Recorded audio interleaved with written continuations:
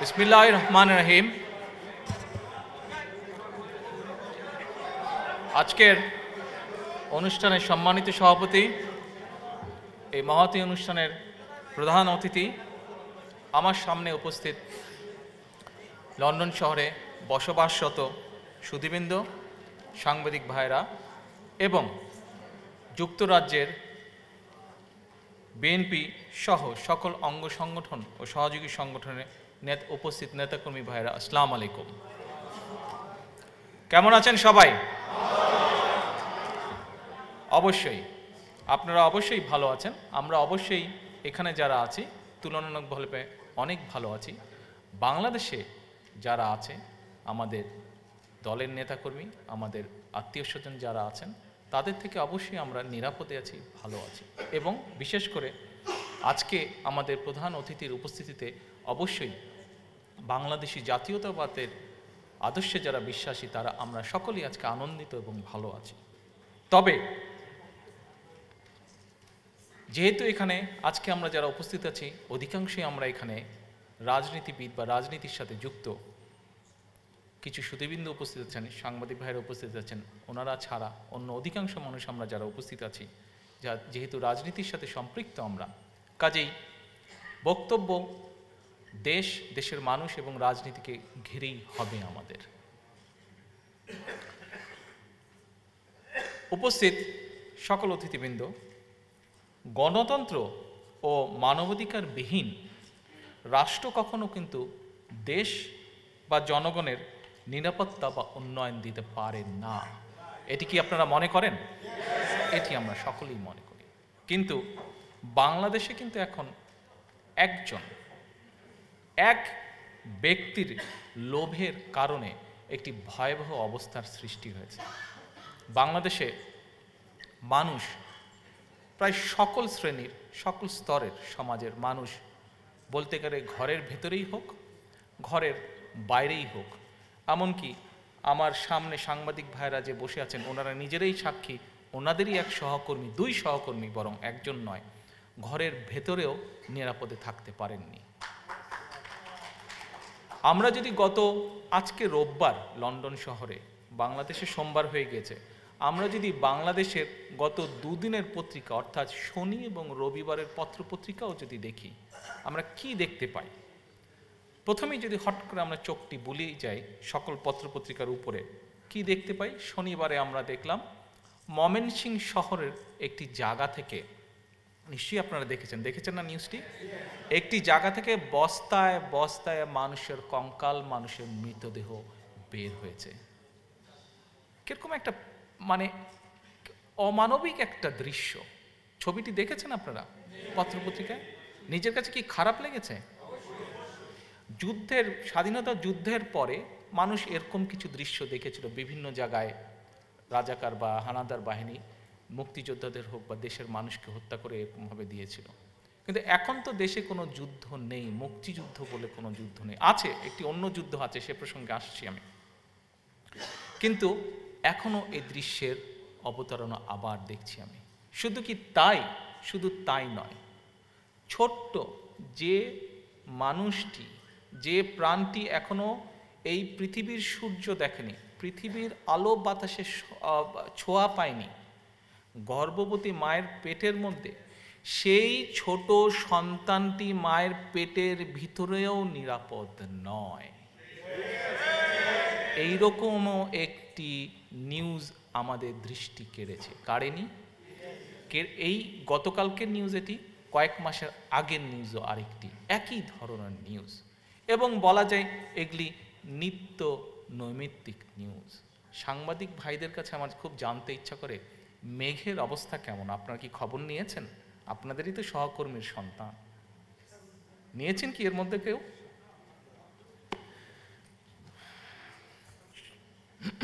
সে প্রসঙ্গে আমি নাই বা গেলাম। আমরা গত 7-8 বছর কি দেখছি দেশে আমরা দেখছি যে এই যে বর্তমানের অবৈধ রং হেডেড সরকার প্রধান, অবৈধ রং হেডেড শেখ হাসিনা, সে এবং তার সরকার, তার দল সামগ্রিকভাবে সমগ্র বিশ্ব এবং দেশের মানুষকে বোকা বানানোর চেষ্টা করছে একটি কথা বলে। আমি মনে প্রাণে কেন জানি বিশ্বাস করি এই ঘটনাগুলোর সাথে তারা জড়িত, নিজেরাই ঘটনাগুলো ঘটাচ্ছে, ঘটিয়ে অনেকগুলো ঘটনা তারা ঘটাচ্ছে। কেন আমি বিশ্বাস করি সেই প্রসঙ্গে আমি আসবো ধীরে সুস্থে। ঘটনাগুলো ঘটিয়ে তারা বলছে এই জঙ্গিরা করেছে, এই সন্ত্রাসীরা করেছে, এবং ঘুরে ফিরে আস্তে করে নিয়ে এসে জিনিসগুলো তারা চাপিয়ে দেওয়ার চেষ্টা করছে বিএনপির নেতাকর্মীদের উপরে, বা আমাদের যে 18 দলীয় জোট আছে আমাদের জোটের নেতাকর্মীদের উপরে। নিশ্চয়ই আপনারা লক্ষ্য করেছেন যে এই যে জঙ্গি হামলাগুলো বা জঙ্গি হামলা বলে যেগুলোকে চালানো হচ্ছে, এইগুলা হঠাৎ করে কিন্তু এত বছর বলার পরে হঠাৎ করে আমরা কি দেখলাম, হঠাৎ করে এই দুটো ইনসিডেন্ট ঘটার পরে তারা হঠাৎ করে বললো না না দেশে এগুলা কোনো কিছু নেই। গত 7-8 বছর ধরে কিন্তু তারা বলে এসেছিল, খেয়াল করেছেন? গত কয়েকদিন যাবৎ ধরে কিন্তু তাদের মন্ত্রী অবৈধ সরকারের অবৈধ মন্ত্রীরা হঠাৎ করে সুর পাল্টে তারা বলতে লাগলো যে না এরকম কোনো কিছু নেই। যদি নাই থাকে তাহলে 15ই সেপ্টেম্বরের ওয়াশিংটন টাইমস পত্রিকায় একটি আর্টিকেল প্রকাশিত হয়েছিল। শেখ হাসিনার হেডেড শেখ হাসিনার পরিবারের একজন দুর্নীতিবাজ ব্যক্তি একটি আর্টিকেল প্রকাশিত করেছিল, তার নামে প্রকাশিত হয়েছিল আর্টিকেলটি। সেটা বিবেচনা আপনাদের উপরে আমি ছেড়ে দিলাম। প্রকাশিত হয়েছিল সেই আর্টিকেলের মূল উদ্দেশ্য বা লক্ষ্য বা বিষয়বস্তু ছিল যে বাংলাদেশে জঙ্গি আছে বা বাংলাদেশ একটি জঙ্গি রাষ্ট্র। ঠিক পরের দিন অর্থাৎ 16ই সেপ্টেম্বর এই ইউকের গার্ডিয়ান পত্রিকায় আমরা দেখলাম যে হেডেড শেখ হাসিনা একটা ইন্টারভিউর মাধ্যমে আবার বলল যে বাংলাদেশ বলে এই ধরনের একটা রাষ্ট্র, এবং যুক্তরাজ্য এই দেশগুলোর সাহায্য ছিল এই সমস্যার সমাধানের জন্য। এখন খেয়াল করেন, এরা দুইজন, এই হেডেড শেখ হাসিনা এবং তার পরিবারের সেই দুর্নীতিবাজ সদস্য যখন এই আর্টিকেলগুলো লিখলো বা ইন্টারভিউটা দিল, তার কয়েকদিন পরেই কিন্তু আমরা দেখলাম কতগুলো ঘটনা ঘটলো। আমরা দেখলাম কয়েকটা ঘটনা, দেখেন কি ঘটনা।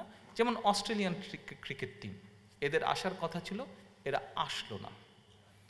আসলো না, নিরাপত্তার কথা বললো, স্বাভাবিক বলতেই পারে, তারা যখন দেশের এরকম লোকজন এইসব কথা বলে তারা বলতেই পারে, আসলো না। আমরা কি দেখলাম, এদিকে কিন্তু তারা এইসব বলে যাচ্ছে, অথচ 27 তারিখে ক্রিকেট টিমের আসার কথা ছিল, তারা ক্যান্সেল করে দিলেন। 28 তারিখে আমরা কি দেখছি যে যেই র্যাবকে বিএনপি সরকার সৃষ্টি করেছিল দেশের সাধারণ মানুষের জানমাল রক্ষা করার জন্য, সেই র্যাবের ডিজিকে আমরা দেখলাম গোপালগঞ্জ ক্লাবের উদ্বোধন করতে। দেশের অবস্থা যদি অতই সিরিয়াস হয়, তোমাদের অবৈধ হেডের শেখ হাসিনা যদি বলে থাকে দেশে এই আছে, তো তোমরা তো গুরুত্বপূর্ণ কাজ করবা, তাহলে কি র্যাবের ডিজির মানায় গোপালগঞ্জ ক্লাবের ফিতে কাটা? আচ্ছা আসেন, অর্থাৎ নিজেরাই তো প্লট সাজাচ্ছে। সেই জন্যই আমি বলছি কেন আমি বিশ্বাস করি যে আসলে এরাই করে এসব। শুধু তাই নয়, কি দেখলাম আমরা, এরপরে কিন্তু ঘটে গেল গুলশানের যে কূটনৈতিক জোন আছে সেই কূটনৈতিক জোনে একজন বিদেশির হত্যাকাণ্ড ঘটে গেল। আচ্ছা, হত্যাকাণ্ডটা ঘটলো, দেখেন হত্যাকাণ্ডের ভিতরেও কতগুলো ঘটনা, দেখেন বিদ্যুৎ ছিল না। এখন কথা হচ্ছে, আরে ভাই আমার নেতাকর্মীরা তো কেস কাছারি নিয়ে ব্যস্ত, তাই না? বিভিন্নভাবে তারা কেস কাছারি নিয়ে ব্যস্ত, ঠিক আছে, তারা এগুলা নিয়ে আছে বা দল সংগঠনে আছে। এখন বিদ্যুৎ বন্ধ করার বা বন্ধ কে করতে পারে? যে ক্ষমতায় আছে সেই তো করতে পারে, তাই নয় কি? এই হলের বিদ্যুৎ, এই বাতি কে বন্ধ করতে পারে? আপনি পারবেন? কে পারবে? হল অথরিটি পারবে, তাই না? তো তার মানে নিশ্চয়ই ক্ষমতাসীন দলের লোকজন যদি না হয়, তাহলে পিডিবির লোকজন কি কথা শুনবে, বিদ্যুৎ বন্ধ করবে? বা লাইনঘাট না থাকলে বিদ্যুৎ বন্ধ করবে? ডেফিনেটলি কানেকশন তাদের ভিতরেই আছে।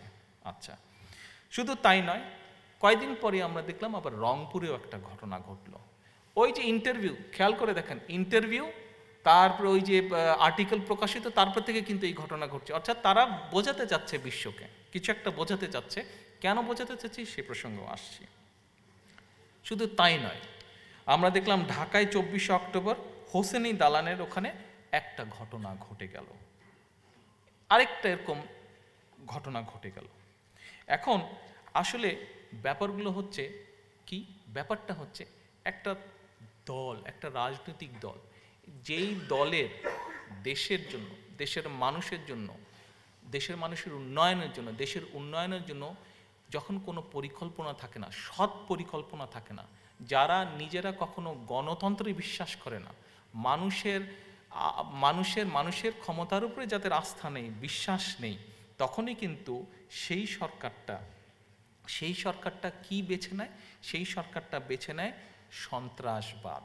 সেই সরকারটা বেছে নেয় এইসব জুজুবুড়ির ভয়, জঙ্গির ভয়, জুজুবুড়ির ভয়, সন্ত্রাসবাদ। কারণটা হচ্ছে যে তাদেরকে ক্ষমতায় টিকতে থাকতে হলে এই সন্ত্রাসের উপর দিয়েই টিকে থাকতে হবে। এবং এই সন্ত্রাসের উপর দিয়ে যে তারা টিকে আছে, তার সবচেয়ে বড় প্রমাণ কি বলতে পারবেন? বর্তমান বাংলাদেশের পরিস্থিতি, যাতে করে জনগণ মুখ খুলতে না পারে, যাতে করে জনগণ প্রতিবাদ করতে না পারে, যাতে করে জনগণ প্রতিরোধ গড়ে তুলতে না পারে। সেই জন্য জনগণকে ডাইভার্ট করার জন্য, ব্যতিব্যস্ত রাখার জন্য এইসব গল্প ক্রিয়েট করে, এইসব পরিস্থিতি ক্রিয়েট করে, এইসব কাণ্ড ঘটিয়ে, এইসব হত্যাকাণ্ড ঘটিয়ে তারা সকলকে ভীত সন্ত্রস্ত রেখে সন্ত্রাসবাদের উত্থান তারাই করে থাকে। ঠিক যেভাবে ক্ষমতায় আসার 2008 সালে ক্ষমতায় আসার 1 মাস পরে, অর্থাৎ ফেব্রুয়ারি মাসে তারা বিডিআর হত্যাকাণ্ড সংগঠিত করেছিল, কিন্তু সেইটি নিজেরা করেছিল। বিভিন্ন পত্রপত্রিকা ঘাটেন, বিভিন্ন ইনফরমেশন ঘাটলেই দেখা যাচ্ছে যে বিডিআর হত্যাকাণ্ডের সাথে তারা জড়িত ছিল। কিন্তু কি করলো? আমরা দেখলাম যে মিথ্যাভাবে আমাদের পিন্টুকে ধরে নিয়ে গিয়ে জেলের ভিতরে বছরের পর বছর রেখে তাকে হত্যা করলো জেলের ভিতরে। এবার আপনাদেরকে আরেকটা গুরুত্বপূর্ণ ইনফরমেশন দেই আমি। নিউ ইয়র্ক টাইমস, নিশ্চয়ই শুনেছেন, আপনার নামটা শুনেছেন না? নিউ ইয়র্ক টাইমসের এই আজকের যেই ইস্যুটি গতকাল প্রকাশিত হয়েছে, অর্থাৎ এখনো বাজারে ফ্রেশ আছে,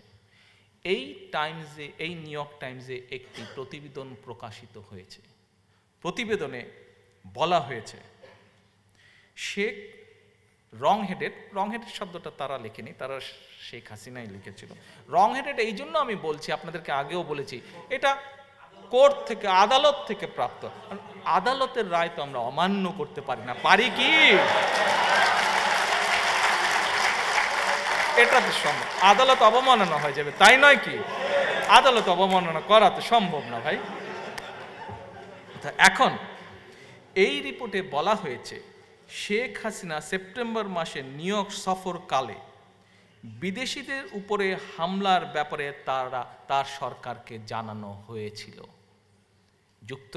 যুক্তরাজ্য সহ কয়েকটি সরকার শেখ হাসিনার অবৈধ সরকারকে এবং তার লোকজনকে জানিয়েছিল যে এরকম ঘটনার খবর তারা পাচ্ছে। দেখা যায়, সেই পত্রিকায় লিখছে, দেখা যায় সরকার সেই সব তথ্য আমলে না নিয়ে উল্টো হাসিনা ও তার নেতামন্ত্রীরা তথ্যদাতাদের গালমন্দ করেছে, তর্জন গর্জন করেছে। নিউ ইয়র্ক টাইমসে আছে, আপনারা এখান থেকে বেরোই কিন্তু, বা অনলাইনেও দেখতে পারবেন। এখন শুধু তাই না, আপনাদের আরেকটি কথা ইনফরমেশন দিই। এই যে ইউটিউবে তো আপনারা অনেক কিছু দেখেন। আপনারা যদি 30শে মে বাংলাদেশের উপরে একটি ইউটিউবে 30শে মে ডেটটা, সেটিতে যান, দেখতে পারবেন বাংলাদেশের পুলিশের একজন কর্মকর্তা বলছে যে তারা নাকি বাংলাদেশে আইএসের সহ সমন্বয়ককে গ্রেফতার করেছে।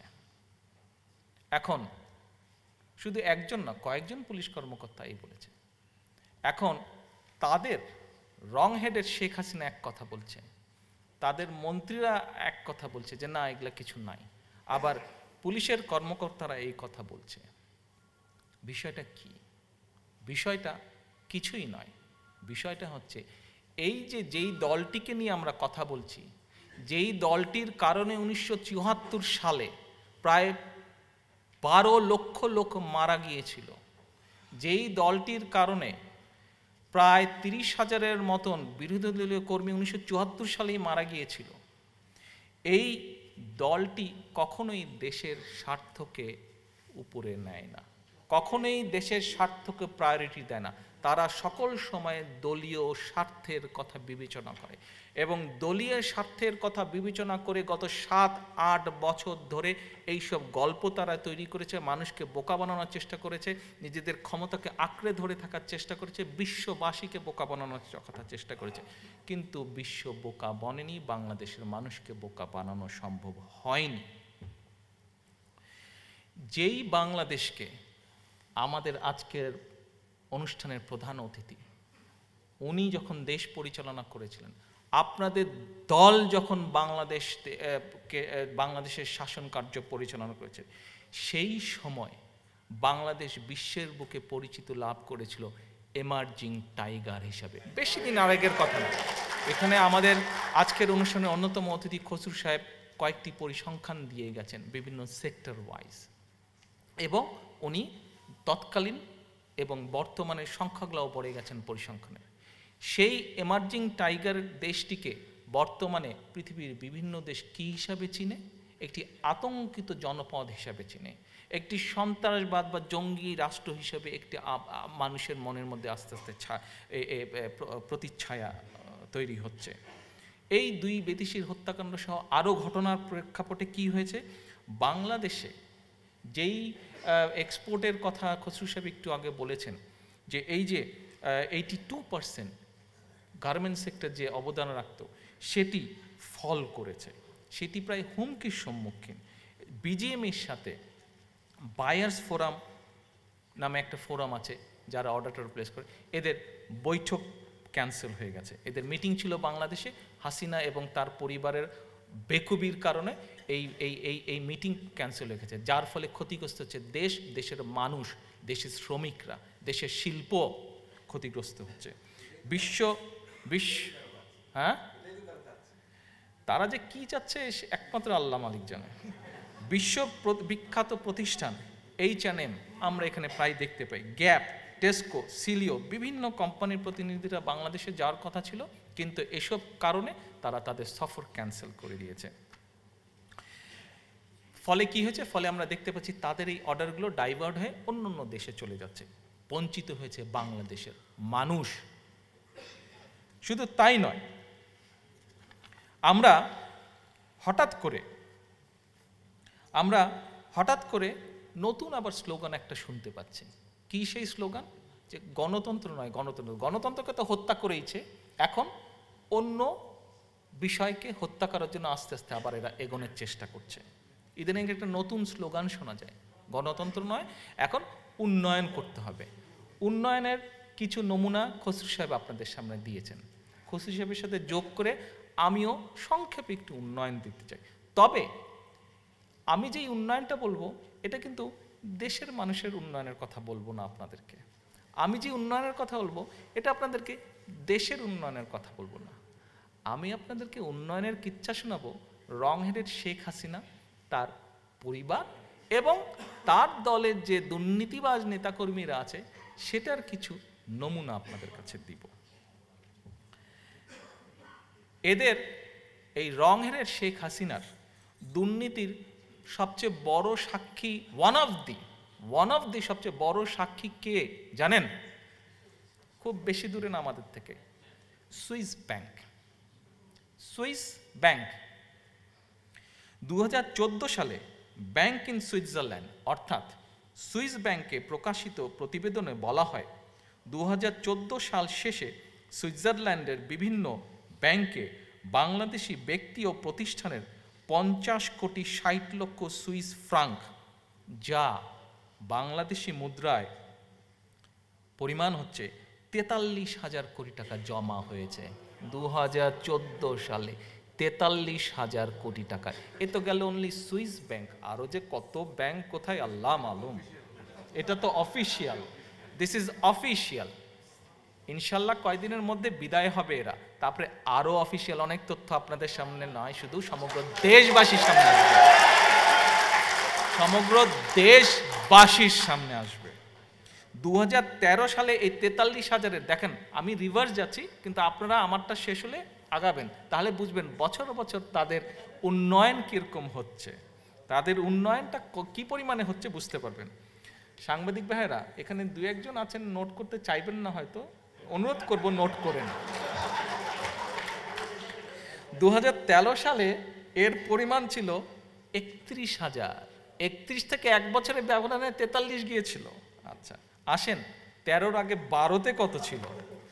12-তে ছিল 19,045 কোটি টাকা বাংলাদেশি টাকায়। এবার নিঃসন্দেহে নিশ্চয়ই লক্ষ্য করছেন যে উন্নয়নটা কার কোথায় কতটুকু হচ্ছে গত 7-8 বছরে। আর একটু ছোট্ট তথ্য দেই, এটিও উন্নয়নের তথ্য। ওগুলো তো গেল আওয়ামী লীগের রাঘব বোয়ালদের, আর ভিতরে ভিতরে যেগুলো আছে ছোটখাটো আছে না, ওই যে কি চুনোপুটি যেগুলো থাকে, এরকম কিছু সংখ্যক চুনোপুটি, নাম বলবো না এখন, গত 2 বছরে অর্থাৎ 14-15, হ্যাঁ কালো বিড়াল জাতীয় আর কি, কালো বিড়াল জাতীয়, রাইট ইউ আর, গত 2 বছরে শুধু ব্যাংকিং খাত থেকে, একটা খাত বলছি আমি শুধু, আজকে আমাদের প্রধান অতিথির বক্তব্য শুনবো সেজন্য সংক্ষেপে বলবো, আপনাদের সাথে তো প্রায় কথা হয়, অনেক কথা বলি আপনাদের সাথে, তো আজকে আমি সংক্ষিপ্ত বলবো। গত 2 বছরে শুধু ব্যাংকিং খাত থেকে 3,000 কোটি টাকার বেশি গায়েব হয়েছে। কিভাবে জানেন?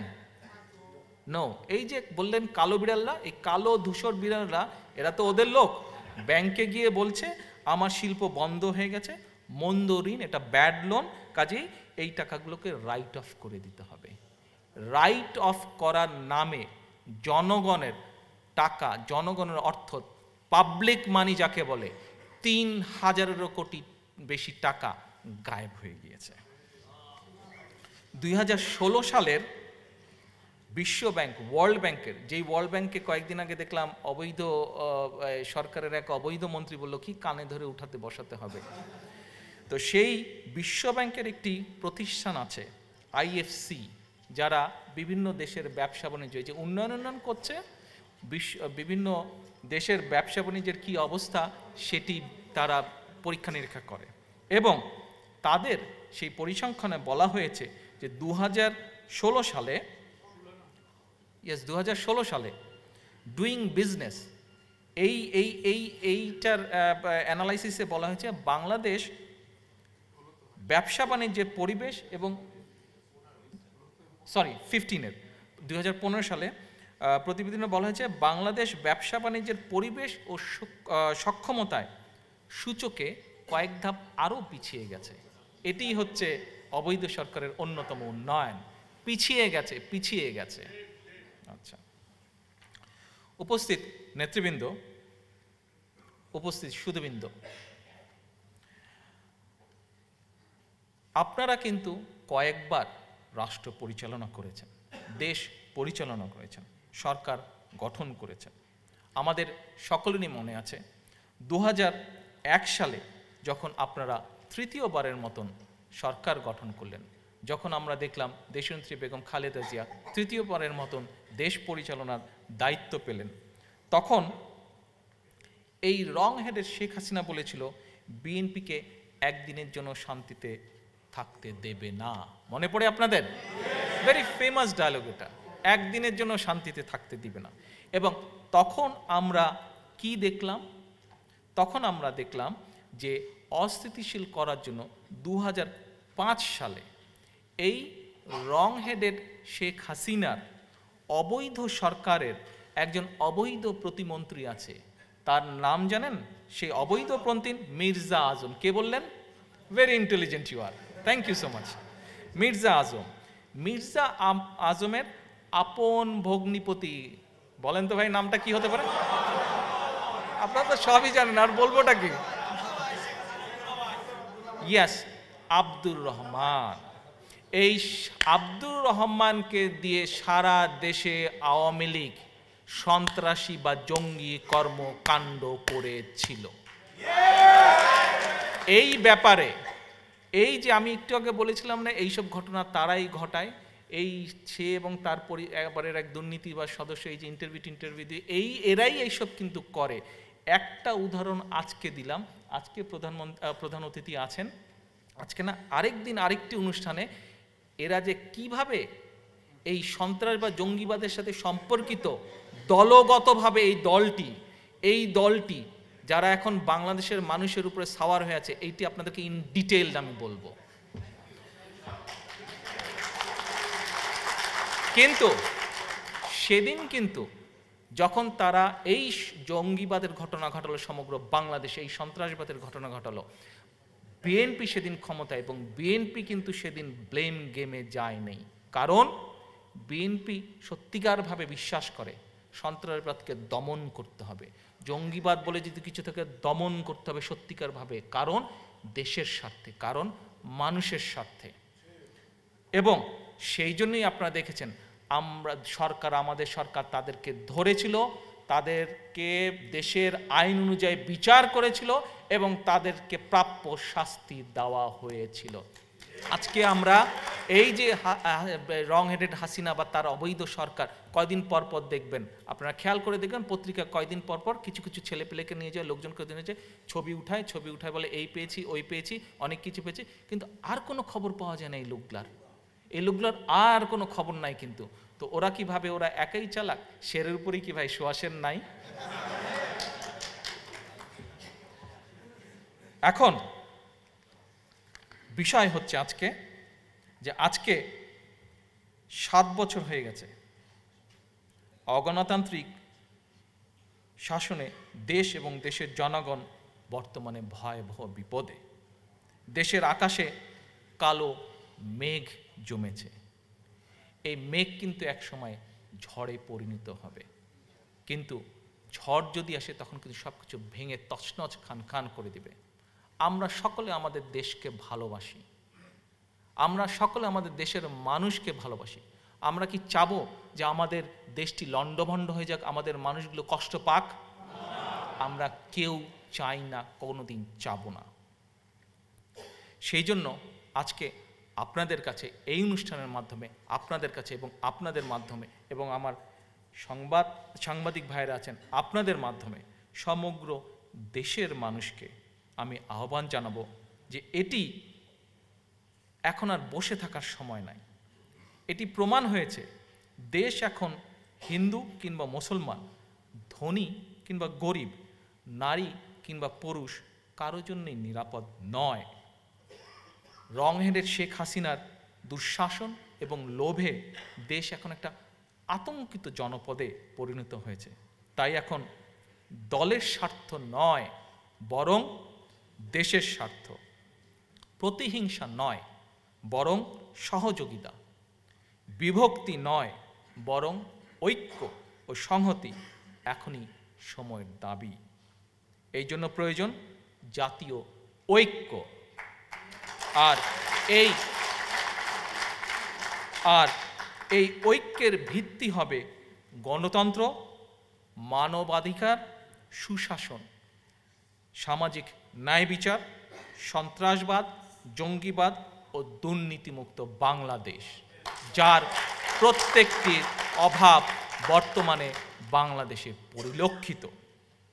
আসুন এমন বাংলাদেশ যেখানে ধর্ম বর্ণ নির্বিশেষে প্রতিটি নাগরিক রাষ্ট্রের কাছে পাবে সমান মর্যাদা ও অধিকার। এই হোক আমাদের আগামী দিনের আন্দোলনের লক্ষ্য ও উদ্দেশ্য। বাংলাদেশ জিন্দাবাদ, বিএনপি জিন্দাবাদ। আল্লাহ হাফেজ।